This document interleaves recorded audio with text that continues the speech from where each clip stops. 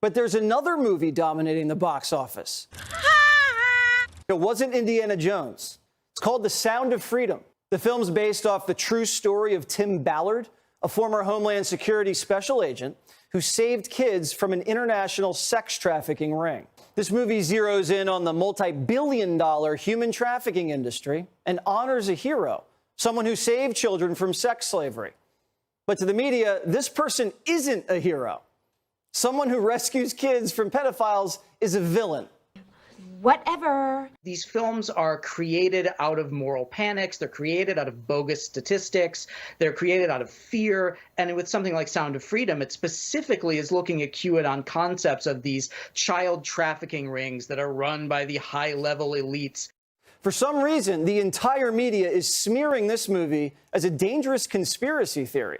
Oh.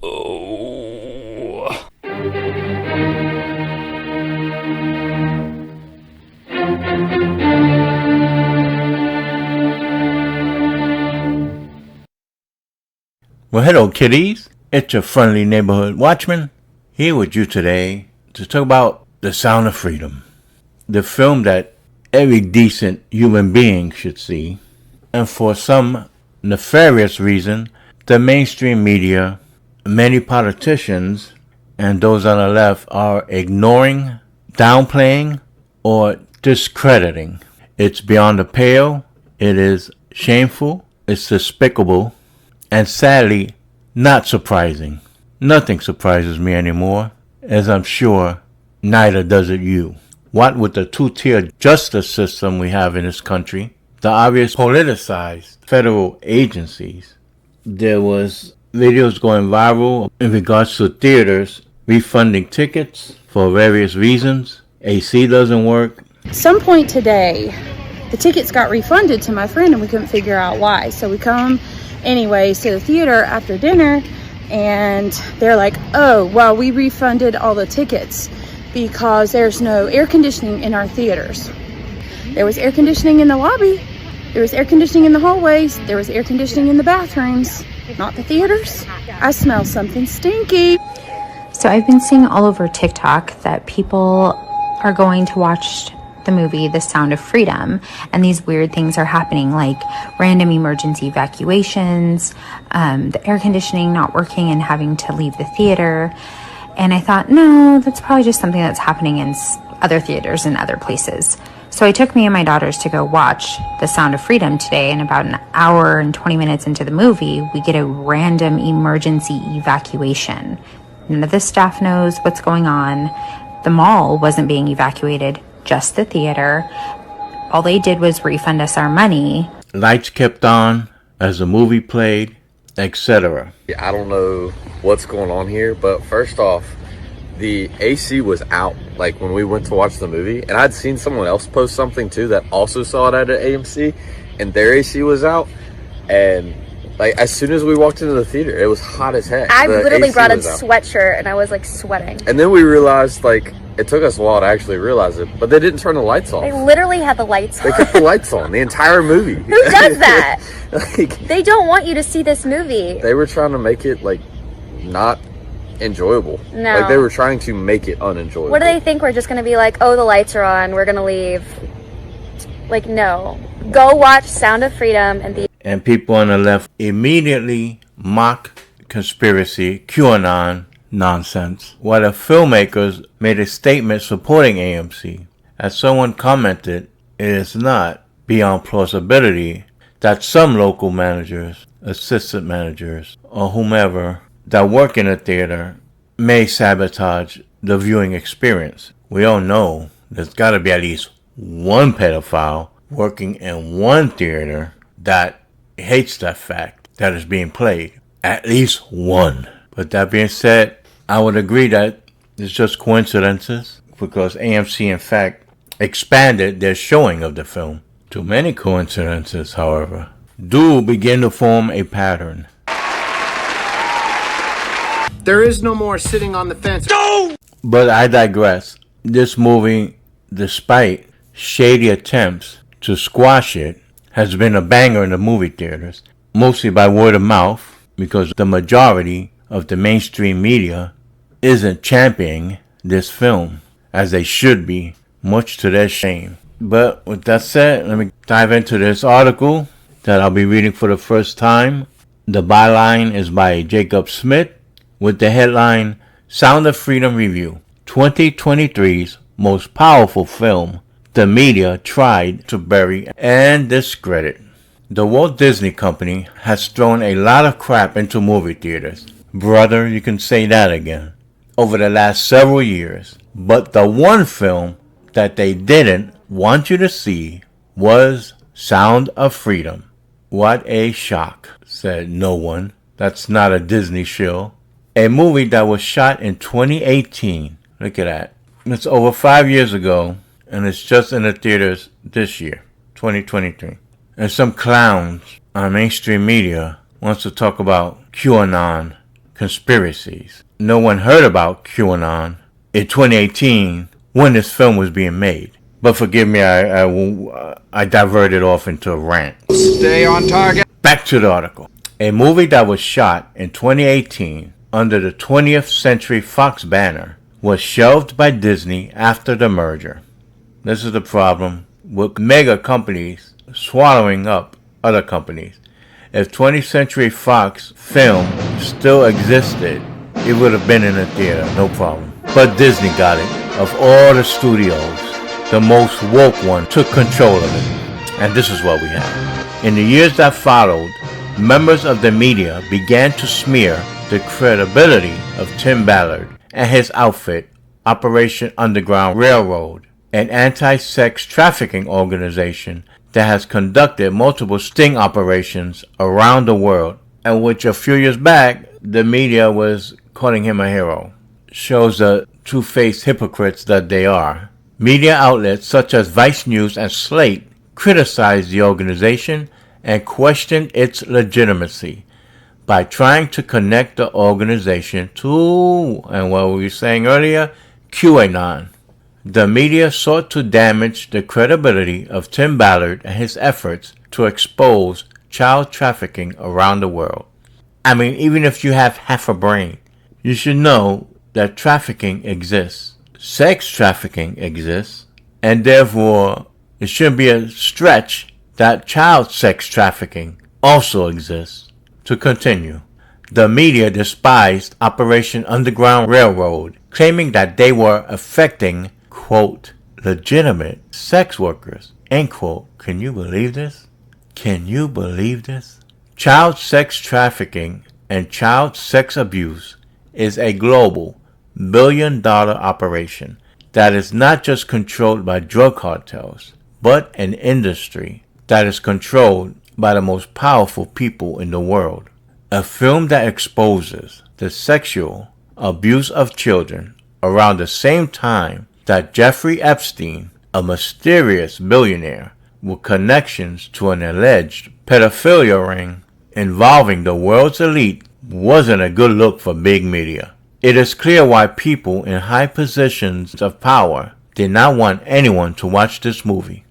Sound of Freedom is a film about Special Agent Tim Ballard, played by Jim Caviezel, who works for Homeland Security, scoping out child predators and bringing them to justice. Ballard has arrested hundreds of pedophiles, for you to refer to them as MAPs, Minor Attracted Peoples. F*** you. No. Hell no, to the no, no, no, hell to the no. But after realizing that he hadn't saved any of the child victims, he decided to change his approach and go after the children themselves. Ballard's investigation leads him to a human trafficking ring operating between Honduras and Mexico. But Homeland Security doesn't have jurisdiction over those countries. Tim decides to find the missing children and bring them back home to their parents. As a result, Tim becomes embroiled in a dark and sinister world of child human trafficking,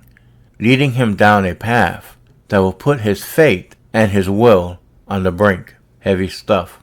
Sound of Freedom is one of the most important films to come out in the last couple of decades, and it only scratches the surface of a much bigger problem. While the reality of these activities may be shocking and disturbing, the media doesn't want anyone to know the people who funds and runs these types of endeavors.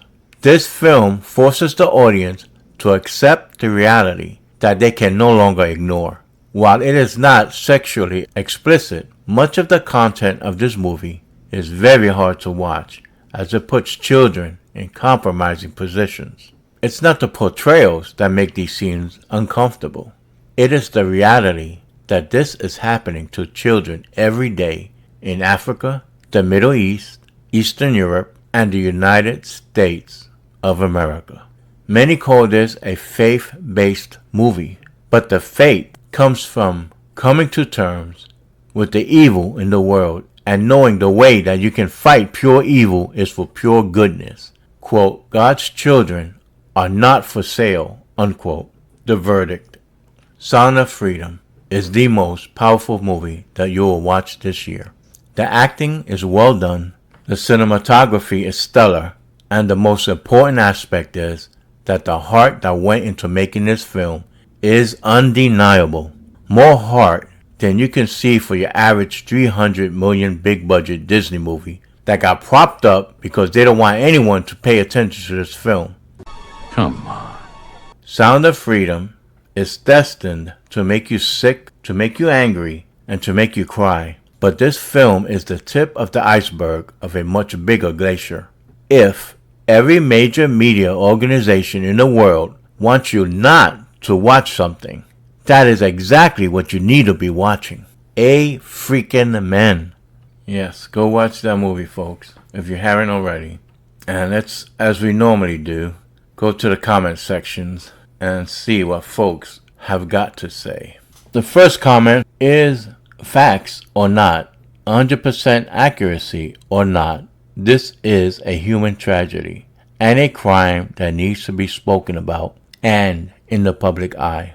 Children are being destroyed and we need to step up as a species to protect them. Hear, hear. James Jennings adds, I read in some woke comment sections, like on 411, where they're spewing lies they hear in the media about this movie, and the normies believe it.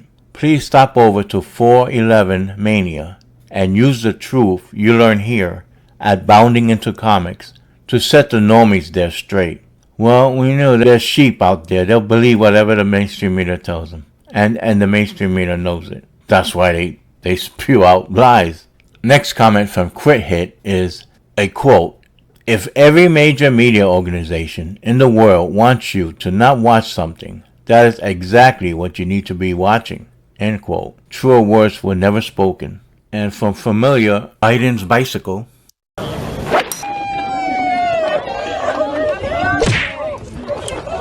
We have, this film exposes the evil of those who try to oppose it. We are dealing with people who don't want to punish or deal with child trafficking, and who also can't tell you what a woman is. Ain't that the sad truth? If you can't see that we are plainly engaged in a battle of good versus evil, God versus Satan and his forces, I don't know what it will take for you to see it. From Errant Bell, what horrifies me is those dismissing this film as crazy, right-wing conspiracy bait are the exact same people who regularly foam at the mouth about the need to poison and mutilate perfectly healthy children in the name of gender theory. Humanity, it seems, is naturally divided into two halves. Those willing to risk everything to protect children, and those that children need protection from. Boy, isn't that the unfortunate truth? Next we have Mark, who says, I've got a pretty good track record of doing the opposite of what the media and government tells me to do. I wonder who the hell thumbed you down. An FBI agent?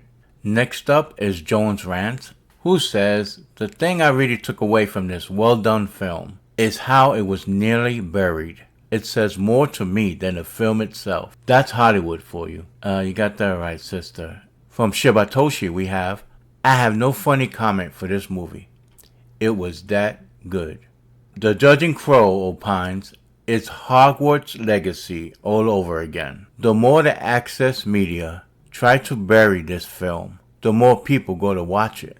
Well, that's a good thing. SJW's Arkansas replies, the Streisand effect, right? Yes, correct. From Gorilla Man we have, every once in a while, a film is made which gets a lot of word of mouth amongst conservative Christians, resulting in a much greater box office take than anticipated. The last one I recall being Passion of the Christ. I have no desire to see this, but I wish the film well.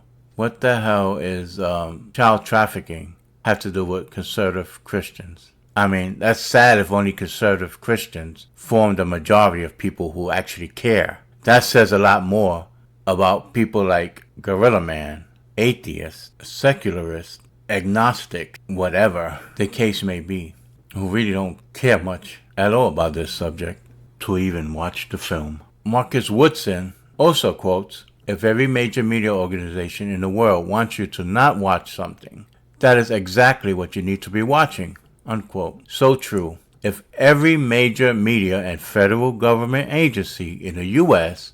wants somebody locked up so you can't vote for him, well, you know, Orange Man bad. Yeah. From Unreal Champ 88, I watched Jordan Peterson's interview with Jim Caviezel and Tim Ballard. The stuff Tim described brought a tear to my eye.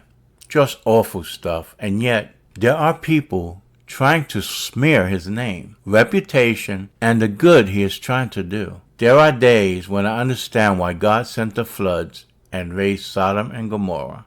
Oh, that's cool. So my friends, if you like this video, please give it a thumbs up. Share your thoughts by commenting. How do you feel about the mainstream media and Hollywood ignoring, downplaying, or degrading this film as a right-wing conspiracy phobia? Please subscribe if you haven't already and hit that notification bell so you'll be forewarned whenever I'm about to drop another video. And as always, stay safe and I bid you peace.